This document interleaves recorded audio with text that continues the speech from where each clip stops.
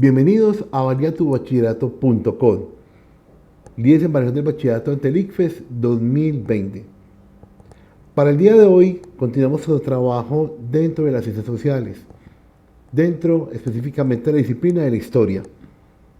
Ya hemos trabajado la prehistoria, edad antigua, edad media, y hoy nos vamos a referir a todos aquellos sucesos ocurridos durante la edad moderna. Así pues, bienvenidos y bienvenidas a este espacio. Resulta que cuando acaba la Edad Media, ¿no es cierto?, el mapa o el contexto geopolítico de Europa quedó en esa situación. Encontramos, por ejemplo, que acá en esa partecita queda hoy en día Portugal. En aquella época había un grupo de pueblos bárbaros provenientes del norte de Europa y del oriente que se instalaron en esos territorios. Entonces encontramos que en la Edad Antigua, todo lo que ustedes ven acá de color verdecito, morado, un amarillo fuertecito, un café y ese color verde, incluyendo aquí el color como rojito, todo esto hacía parte del Imperio Romano de Occidente. La Edad Media, un grupo de nómadas, un grupo de personas que no pertenecían al territorio romano, en busca de nuevas oportunidades, en busca de alimentación, en busca de una mejor calidad de vida y debido también al cambio climático, optan por viajar de acá del norte y tratar de buscar tierras para poder cultivar, para poder comer, para poder vivir. Resulta que ellos intentaron primero acercarse a esta región del Imperio Romano de Oriente, pero acá no fueron bien recibidos. Las fronteras estaban muy blindadas. Había gran presencia de ejército en aquel momento. Cosa muy contraria a lo que ocurría en el Imperio Romano de Occidente, donde ellos lentamente llegaban acá a esas tierras. En aquella época había un cambio climático muy fuerte, donde la temperatura comenzó a descender, comenzó a bajar. Claro, muchachos, si usted en esa época se necesitaba comer, tenía que sembrar. Para poder alimentarse, una población tenía que sembrar, tenía que pescar.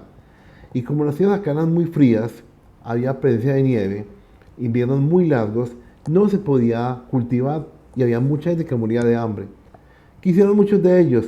Comenzaron a crear una migración, es decir, comenzaron a buscar tierras nuevas para poder sobrevivir. Es como el caso de hoy en día con los hermanos venezolanos.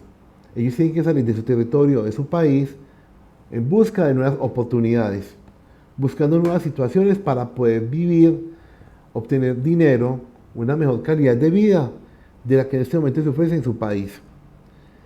Se dan cuenta las sociales lo que nos permite crear como conciencia, nos permite como evocar algo del pasado que en este momento se está presentando. Bueno, entonces encontramos que, al igual pues que, como por ejemplo ahorita los hermanos venezolanos, ellos llegaban acá y comenzaban a fundar pequeños poblados. Y con el paso del tiempo y ante el desorden que había a nivel administrativo del Imperio Romano en Occidente, comenzaron a crear nuevos territorios y les colocaban nuevos nombres. Entonces, aquí en la parte donde hoy en día queda Inglaterra, capital Londres, encontramos que había una familia llamada los anglos y otra que llamaba los sajones. De ahí apareció los anglosajones. ¿Lo han escuchado? Música anglosajona, cultura anglosajona, está evocando a una gente, a unas tribus que se ubicaron en esta región. Por decir algo, muchachos, los Jaramillos y los Restrepos, algo así. Los López y los González, así eran. Pero en aquel momento se llamaban los anglos y los sajones, que llegan aquí a instalarse, se casaron, tuvieron hijos, fueron aumentando la población y crearon acá una forma particular de civilización. Al igual que pasaba acá con los francos, que luego le dieron inicio, o fueron los primeros pilares para dar inicio a la civilización francesa. Encontramos acá los visigodos, y los visigodos, la capital tenían en Toledo, y los visigodos hoy en día es llamado pueblo español. Recuerden que ustedes y yo tenemos apellido español. Eso quiere decir que por nuestros genes corre también sangre visigoda. ¿Listo? Visigoda. Bueno, encontramos también acá los ostrogodos, encontramos también los burgundios, encontramos también los vándalos y un montón de poblaciones bárbaras que provenían del norte y se mezclaron con toda esta cantidad de gente que había acá. ¿Como quiénes? Como nativos, como soldados, sobre todo soldados y gente que quería vivir en paz en aquel momento. Profe, ¿qué pasa con el Imperio Romano de Oriente? Esa gente estaba muy bien, esa gente estaba muy consolidada, sabían para dónde iban, qué es lo que querían tener un imperio que viviera en paz, en armonía.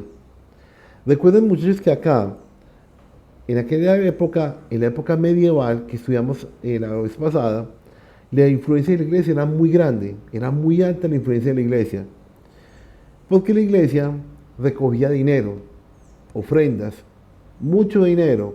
¿Y qué es lo que hace con el dinero? Muy bien, se compran tierras, se compran cargos, se maneja absolutamente todo. Entonces, este era un mundo completamente católico para el momento, ¿cierto? Un mundo católico donde todo el dinero iba acá a Roma, iba acá a la ciudad romana y en un espacio que se llamaba como el inicio como el Vaticano, un pequeño inicio. Entonces aquí en la capital, en Roma, venía todo el dinero y se administraba todo el imperio desde Roma. Y aquí quien administraba todo ese poder terrenal y espiritual fue llamado Papa. Acá no se quedaron atrás. Acá, en la ciudad de Estambul, ¿no es cierto? Ya se llama Estambul, pero en aquella época se llamaba Constantinopla, se creó la capital del Imperio Romano de Oriente. ¿Y qué pasó acá? Aquí, muchachos, fundaron su religión, que se llama religión católica ortodoxa, ¿no es cierto? Ellos tienen los mismos rituales que nosotros, tienen lo mismo, muchachos, bautizo, confirmación, penitencias, rosarios, todo lo mismo que también tiene un pueblo católico. Lo único que cambia es que acá no manda un papa. Aquí quien manda la iglesia se llama un patriarca. Mientras aquí el papa, por lo general, hoy en día ustedes lo ven, el Papa Francisco, un hombre, entre comillas, sereno, ya anciano, no tiene barba, es vestido de blanco, muy pulcro, van a encontrar que aquí el patriarca es completamente diferente. Es un señor que viste toda hora de negro, tiene unas barbas muy largas, un cabello largo, ¿cierto? También tiene lógicamente cierta edad. Bueno, entonces ese es el mapa, muchachos, que nos dejó en cierta manera la Edad Media. Bien, vamos ahora con lo que consiste, que es la Edad Moderna. La Edad Moderna, en la Edad Moderna se caracterizan básicamente tres elementos históricos, ¿no es cierto? Uno de ellos fue que el hombre se comenzó a cuestionar sobre el poder de la iglesia en la vida individual, en la vida de cada persona. Se preguntaban como, bueno, yo para hablar con mi papá necesito un permiso. Es decir, si usted, por ejemplo, necesita hablar con su papá, en el caso pues que lo tenga, Dios quiera que vivo, usted habla directamente con él. Usted no va a buscar de pronto un intermediario, no va a buscar de pronto a alguien para hablar con él. Si se tiene una buena relación, pues obviamente. ¿Qué es lo que hace? Cuando usted tiene una dificultad con su papá o con su mamá o con alguien, usted va directamente y busca el mecanismo para hablar con ella, esa persona, con los papás, para arreglar un problema, un conflicto. Entonces el hombre en esa época se puso a pensar, bueno, si Dios es mi papá, yo por qué tengo que buscar un intermediario. Ah, y ahí fue cuando cayó en cuenta que ese intermediario cobraba plata para comunicarse con el ser superior. ¿Me está captando, muchachos? Eso fue lo que pasó. Y el hombre, cuando inició la Edad Moderna, comenzó a desconfiar de todo aquello que no se podía comprobar. Comenzó a desconfiar de todo aquello que no era medible y verificable. De todo aquello que no tiene evidencia. Entonces ellos decían, bueno, primera pregunta, listo. En la Edad Media, Dios está en todas partes. Y la fe nos obliga a tener que creer en algo que no sabemos, que si existe o no existe. En la Edad Moderna, me dijeron, un momentico, no. Voy a comprobar científicamente si Dios existe. Y como no hay pruebas científicas que lo demuestren, es decir, muchachos, estoy hablando a nivel científico, listo, a nivel objetivo, no hay una prueba contundente que Dios existe. Es decir, no hay una fotografía, no hay un video, no hay de pronto nada que lo compruebe. Usted de pronto me dirá, profe, pero en el amor por el otro, cuando veo a mis hijos, cuando hablo con mi esposo, cuando tengo un novio, cuando estoy enamorado. Sí, muchachos, ahí uno puede de pronto encontrar de manera subjetiva a Dios, de manera subjetiva. Pero cuando hablo de manera objetiva, me estoy refiriendo a una prueba que demuestre que existe como tal. Les voy a colocar un ejemplo. Aquella niña que ama a su esposo, lo quiere, ve que es el hombre de su vida y vive muy rico. Y resulta que la llama a alguien al celular y le dice, óigame, mi amor, usted pilas que su esposo le está engañando. Ella en ese momento ama a su esposo y no va a creer. Y la puede llamar todo el día que le está engañando y ella confía en su esposo, ¿sí o no? Pero cuando de casualidad esa llamada acompañada de fotos, de videos, de una evidencia que está demostrando ahí una realidad. Entonces, cuando ya hay una evidencia, algo que compruebe de manera objetiva, ya esa señora que está enamorada del esposo, al darse cuenta que hay una evidencia como tal, una evidencia física, o una evidencia fotográfica, o fílmica, o como la quieran llamar muchachos, ya ella no va a recurrir al corazón. Ella va a recurrir a ¿qué? A la razón. A eso me refiero, muchachos, cuando hablo de Dios. Listo. Recuerden que ese es un concepto. Dios es un concepto muy individual. Eso hay que respetarlo, muchachos. Hay que respetar siempre a que tenga creencias católicas, evangélicas, ortodoxas, musulmanas. Muchachos, es completamente libre y en sociales siempre cabe. Lo único que no está, como entre comillas, permitido en sociales es cuando una ideología religiosa o cuando hay ausencia de una ideología religiosa trate de imponerse. Ahí sí no, muchachos. Bueno, yo como profesor que estoy diciendo acá, estoy diciendo, muchachos, que el hombre de la edad moderna comenzó a confrontar al Dios que le vendían las iglesias.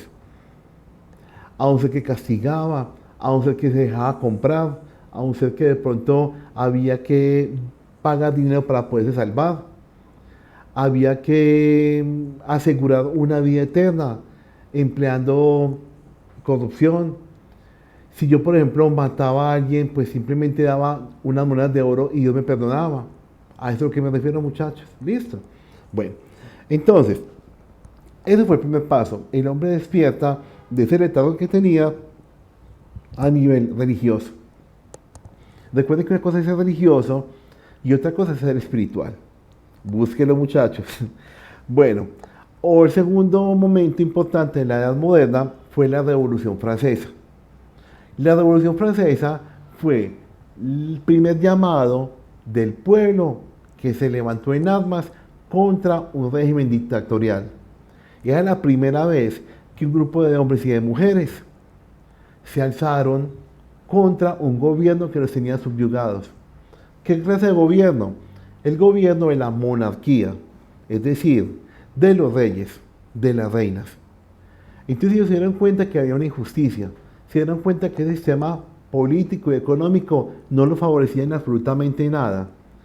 Ya no creían en la fuerza y en el poder de los reyes, porque, muchachos, en esa época tramaban a la gente. ¿Y cómo la tramaban? Muy fácil. Decían que el rey era el poder absoluto sobre el ser humano y que ese rey estaba designado por un dios. Entonces, si aquel que iba a matar al rey o pensaba matar a ese rey, se metía en problemas ¿con quién? Con Dios. Entonces la gente le da mucho miedo de eso, pero por Dios, ¿yo cómo voy a pelear con un Dios? Pues imaginen el castigo que me puede dar. Apenas la gente se quitó eso de las vendas de los ojos, se dieron cuenta que Dios es una cosa y que los políticos son otras, que el rey es otro, que el rey es tan humano y se muere como cualquier otro mortal, y que era una completa falsedad de lo que estaban hablando en ese momento. ¿Qué hicieron? Tomaron las armas y se fueron en contra de los gobernantes. Se dieron cuenta que habían sido explotados laboralmente. Se dieron cuenta que les robaban sus vidas, su trabajo, su comida, para poder alimentar un montón de vagos que estaban en un poder. ¿Se dan cuenta de la importancia de la edad moderna, muchachos? La Revolución Francesa marcó el predominio de una revolución, de una independencia y una libertad de la forma de pensar. Nosotros, muchachos, somos una república libre y soberana, con derechos y deberes, un Estado social de derecho. ¿Gracias a qué? Precisamente, muchachos, a la Revolución Francesa, que fue la que nos permitió abrir toda esa cantidad de elementos propios de la edad antigua, que luego fueron reescritos y fueron creando de una manera más general y más significativa en la población de cada individuo. Y encontramos ya como último elemento lo que es el encuentro de América. Ese fue el fenómeno más interesante durante la Edad Moderna. Era que el hombre se diera cuenta que saliendo de su pequeño territorio europeo habían otros mundos. No se llama descubrimiento de América, no, se llama ese encuentro de dos mundos, donde un grupo de españoles llegaron a tierras hoy en día llamadas americanas y buscando ¿qué? Buscando oro. ¿Buscando qué? Tierras. Nosotros venimos de ese encuentro de dos mundos. Nuestros apellidos son españoles. La gran mayoría de 10 colombianos, 10 tenemos apellido español, muchachos. Todos. Recuerden que todo aquel apellido que termine en EZ significa hijo de. Por ejemplo, Sánchez terminan en EZ, o sea, Sánchez significa hijo de Sancho. Fernández, hijo de Fernando. Y así sucesivamente, muchachos. Vázquez, hijo de Vasco. ¿Cierto? EZ. Y vamos a encontrar que nosotros provenimos directamente de esta invasión de los españoles al continente que luego llamarían América. Para poder explicar todos estos fenómenos, muchachos, voy a utilizar 3 videos para que tengamos mucha claridad al respecto. Entonces, vámonos con el primer video.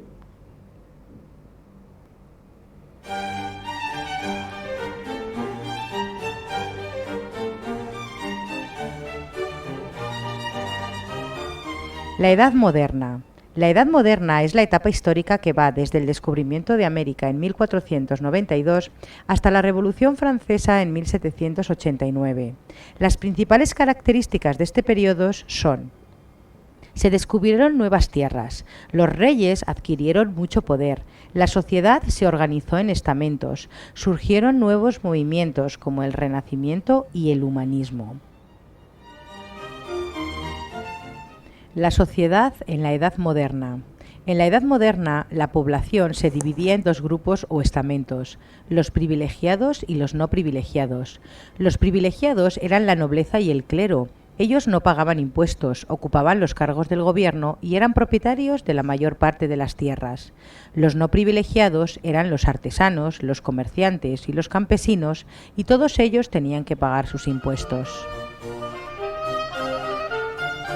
La economía en la Edad Moderna. La base de la economía durante la época de la Edad Moderna era la agricultura. Las técnicas de cultivo eran muy rudimentarias, por lo que el trabajo en el campo exigía un gran esfuerzo. Con frecuencia se producían sequías o inundaciones que arruinaban las cosechas. También durante esta época alcanzaron un mayor desarrollo el comercio y la artesanía.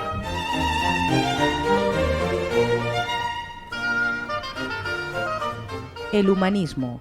A comienzos de la Edad Moderna surgió una nueva forma de pensar conocida como humanismo. Si durante la Edad Media todo giraba en torno a Dios, a comienzos de la Edad Moderna el ser humano se convirtió en el centro de la cultura y la ciencia. Los humanistas aspiraban a ser sabios y conocer el mundo y el ser humano en toda su amplitud. Por eso muchos de los humanistas eran a la vez filósofos, astrónomos, médicos, físicos y artistas. La ciencia experimentó un gran avance en esta época. Hasta comienzos de la Edad Moderna, la mayoría de los astrónomos creía en la teoría geocentrista. Esta teoría mantenía que la Tierra era el centro del universo y que el Sol giraba a su alrededor. Sin embargo, en el siglo XVI, Nicolás Copérnico desarrolló la teoría heliocéntrica. que defendía que el Sol era el centro del universo, mientras que la Tierra y los demás planetas giraban en torno a él. Otros científicos fueron Galileo Galilei, que mejoró el telescopio, o Johannes Kepler, que descubrió que la órbita de los planetas era elíptica, y Miguel Servet, que descubrió la circulación pulmonar de la sangre. El Renacimiento. El Renacimiento fue un movimiento cultural que tuvo lugar entre los siglos XV y XVI. Los artistas renacentistas se inspiraron en el arte griego y romano para conseguir plasmar en sus obras el ideal de belleza clásico. A la vez, también se vieron influidos por las ideas humanistas y por eso el ser humano se convirtió en el protagonista de sus creaciones. Destacamos a Miguel Ángel, Leonardo da Vinci, Rafael, Durero o el Greco como los principales artistas renacentistas.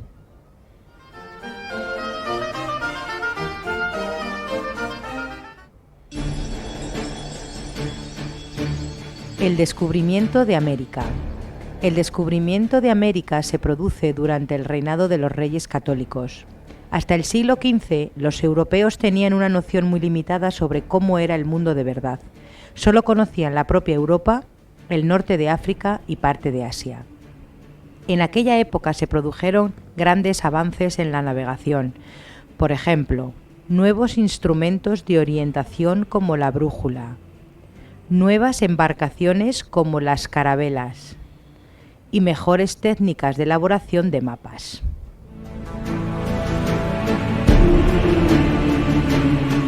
En el siglo XV, muchas personas creían que la Tierra era plana, pero Cristóbal Colón, un marino genovés, estaba convencido de que era redonda.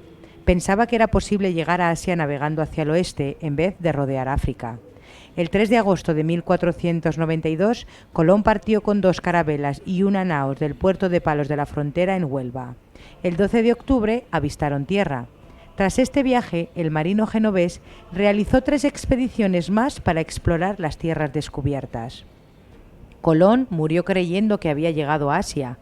Años después, un navegante italiano, Americo Vespuccio, demostró que aquellas tierras pertenecían a un nuevo continente, que recibió en su honor el nombre de América. El reinado de Carlos I. Carlos I fue el primer rey de la dinastía de los Austrias. Nació en Gante, Bélgica, y heredó un conjunto de territorios muy diferentes entre sí. De sus abuelos maternos, los reyes católicos, heredó los territorios españoles y todas sus posesiones en Italia, América y el norte de África. Como rey de España recibió el nombre de Carlos I. De sus abuelos paternos, heredó territorios en los Países Bajos, Francia y Alemania. Como emperador de Alemania, recibió el nombre de Carlos V. Cuando Carlos I fue coronado rey de España en 1516, desconocía las lenguas y las costumbres del país. Se rodeó de consejeros extranjeros para que le ayudaran a gobernar y estos subieron los impuestos. Estos hechos provocaron 2 rebeliones en 1520, las comunidades en Castilla y las germanías en Valencia. La rebelión de las comunidades se inició en Toledo en 1520. Poco a poco se fueron uniendo otras ciudades para presentar sus peticiones al rey. Los comuneros fueron derrotados en Villalar en 1521. Los líderes de la revuelta, Juan de Padilla, Juan Bravo y Francisco Maldonado, fueron ejecutados.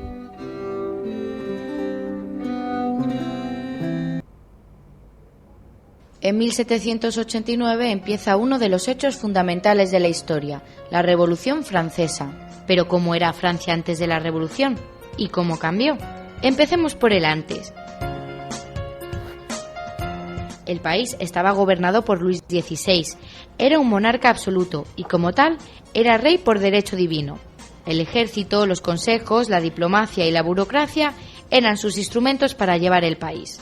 Pero además del rey, ¿cómo era la estructura social en Francia? Digamos que había 2 grandes grupos: los privilegiados, representados por el clero y la nobleza, y los no privilegiados, campesinos, artesanos y burgueses. Estos representaban el 90% de la población y debían pagar los impuestos y cargas económicas que sustentaban el Estado. Además, los burgueses comenzaban a enriquecerse, pero seguían sin tener decisión política. Y aquí es donde se fragua la revolución. Pero antes hablemos de la economía, cómo se manejaba el campo.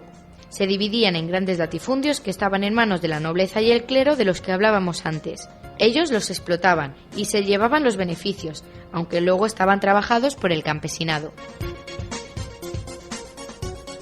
Ya hemos visto cómo era antes, veamos lo que ocurrió después. La figura del monarca absoluto desapareció, aunque otros reyes volverían a reinar en Francia años después. Se instauró la soberanía nacional y además el poder se reparte. Ahora es legislativo, ejecutivo y judicial. También cambió la estructura de la propiedad agraria. Los latifundios pasaron a ser explotaciones de tamaño medio que dejaban de estar en manos de la nobleza y el clero. Y en cuanto a la sociedad, la bandera francesa resume el cambio. En ella encontramos los tres estados, la nobleza, el clero y el estado llano. No hay que olvidar otro de los cambios fundamentales de la Revolución Francesa. Entonces se escribe la Declaración de los Derechos del Hombre. Cabe resaltar que lo principal de la Revolución Francesa fue la Declaración de los Derechos del Hombre y del Ciudadano, que fueron el punto de partida para la independencia de nuestros pueblos americanos. Hoy en día se habla de derechos humanos. ¿Y cuál fue el nacimiento de los derechos humanos? Fue esa carta construida por unos revolucionarios en Francia exigiéndole al gobierno igualdad y libertad, que es lo que hoy en día pedimos, igualdad y libertad. Bueno, ya para terminar esa parte de la Edad Moderna, vamos a andar un poquito más detalles sobre el proceso de encuentro de América. El descubrimiento de América por Cristóbal Colón en 1492 es uno de los hechos más importantes de la historia universal y representa el encuentro definitivo de dos mundos que habían evolucionado independientemente desde el origen de la humanidad, lo cual cambió el rumbo de la historia. A finales del siglo XV, la gran mayoría de la población pensaba que la Tierra era plana. Los marineros temían que allende los mares hubiera monstruos marinos. También creían que a partir de un punto, los barcos desaparecían o caían por un abismo. Los únicos continentes conocidos eran Europa, África y Asia. Sin embargo, un navegante genovés, Cristóbal Colón, partía de la idea de que la Tierra era esférica. Los hombres cultos, los navegantes y comerciantes conocían perfectamente que la Tierra no era plana. Colón vivió muchos años en Lisboa, que entonces era el gran centro de la navegación, copiando cartas geográficas y mapas. El comercio de las especias tuvo en un principio su centro en Venecia. Tras la caída del Imperio Romano, el Imperio Otomano pasó a tener el control territorial de las rutas de comercio. Había que buscar nuevas rutas. Los portugueses se habían adelantado a los castellanos en la exploración marítima y ejercían un fuerte dominio comercial en las costas africanas. Ya habían descubierto la isla de Madeira, las Azores y Cabo Verde. La corona portuguesa perseguía en aquellos momentos un plan para llegar a la India rodeando el sur de África, hazaña que acabaría culminando Vasco de Gama años más tarde. Colón tenía un proyecto para llegar a las Indias Orientales y Zipango, actual Japón, siguiendo una nueva ruta marítima por el oeste en vez de la ruta tradicional hacia el este, por tierra.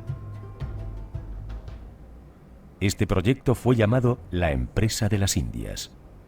Lo que no imaginó Colón es que el radio de la Tierra era mucho más grande y que en medio se iba a encontrar con un continente desconocido, América. Colón primero ofreció su proyecto a Juan II de Portugal, el cual trasladó el asunto a su comité de consejeros en temas náuticos, que finalmente rechazaron el proyecto. Tras la declinación del rey de Portugal, Colón ofreció el proyecto a los reyes católicos, Isabel y Fernando. Durante años Colón esperó a que su proyecto fuera aceptado. Cuando ya Colón había perdido toda esperanza, los reyes católicos accedieron a patrocinar el viaje, y en las capitulaciones de Santa Fe en Granada, acordaron con Colón el inicio de la expedición y cómo sería el reparto en caso de que la misión fuese exitosa. En el documento se le otorgaba a Colón el título de Gran Almirante de la Mar Océana y el cargo de virrey de todos los territorios que descubriera, así como la 10ª parte de todos los beneficios obtenidos. A Colón le costó enrolar a su tripulación. Un viaje a lo desconocido producía verdadero pánico. Pero finalmente, el 3 de agosto de 1492, Colón partió del puerto de Palos de la Frontera, Huelva, con 3 carabelas: la Santa María, la Pinta y la Niña. Aunque en realidad la Santa María era una nao que gustaba menos a Colón, pues era más grande y menos maniobrable. Vicente Yáñez Pinzón era el capitán de la Niña, Martín Alonso Pinzón el de la Pinta y Cristóbal Colón el de la nao capitana, la Santa María. Unos 90 hombres formaban el resto de la expedición, casi todos andaluces. La expedición se dirigió a las Islas Canarias, donde Colón acondicionó sus naves para adecuarlas a la travesía atlántica y se aprovisionó de víveres. Colón sabía que tenía que descender a esa latitud para coger los vientos alisios. El 6 de septiembre de 1492, la expedición partió nuevamente hacia las Indias desde la isla de La Gomera. El viaje de Cristóbal Colón no resultó fácil para nadie. De hecho, hubo conatos de amotinamiento, pero gracias a la presencia y las dotes de mando de Martín Alonso Pinzón, se consiguieron resolver estas situaciones. Había pasado 1 mes y 6 días desde que partieron de La Gomera y la tripulación estaba muy desmoralizada y desprovista de toda esperanza. Ya se habían agotado todos los cálculos y previsiones realizadas por Colón. Fue entonces cuando el marinero Rodrigo de Triana, encaramado al palo mayor de la Pinta, divisó algo en el horizonte y gritó: ¡Tierra a la vista! Era el día 12 de octubre, fecha que hoy se rememora como la fiesta de la Hispanidad o Día de la Raza. La expedición había llegado a una pequeña isla de las Antillas. Esta isla era Guanaaní para los nativos. Colón la bautizó como San Salvador. Hoy, la identificación exacta de la isla es materia. Colón hizo 3 viajes más. Con el tiempo y nuevos viajes, la teoría de la existencia de un nuevo continente desconocido se hacía más fuerte. Sin embargo, Colón murió pensando que había llegado a las Indias por una nueva ruta occidental. Creyó firmemente en esta teoría. De una manera un tanto obstinada, la misma obstinación que le había llevado al éxito años antes. Colón descubrió un nuevo continente, pero nunca lo supo. El año 1492 cambió la historia de la humanidad para siempre, y para la historiografía supone la ruptura con la Edad Media para adentrarnos en la Edad Moderna.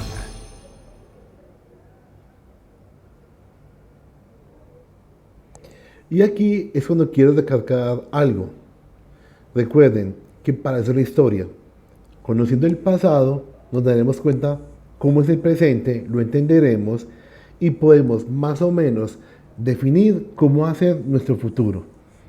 Así pues que estos son los 3 elementos que trabajamos en la Edad Moderna.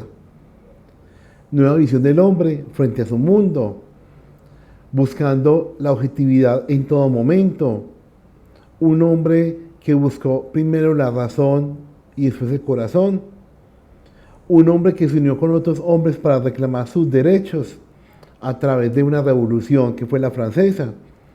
Y encontramos también la manera como el hombre se asombró al ver que no estaba solo en un continente aislado, al darse cuenta que habían otras poblaciones, otros seres humanos muy diferentes a lo que él comúnmente veía.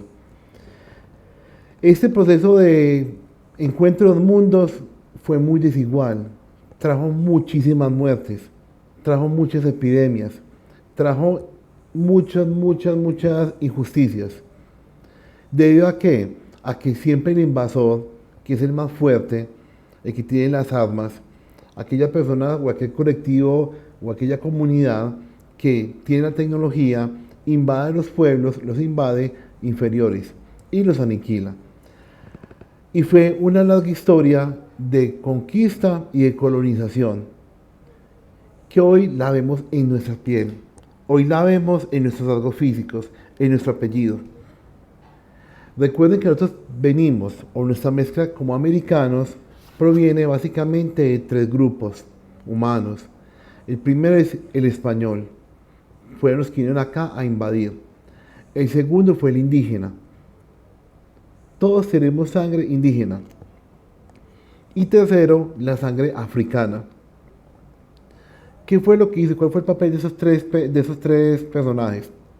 O esos 3 grupos étnicos, mejor, me expreso así. El blanco, con su tecnología, venía acá buscando riqueza, buscando oro, buscando algo para poder vender y llenarse los bolsillos para llevarlos a Europa.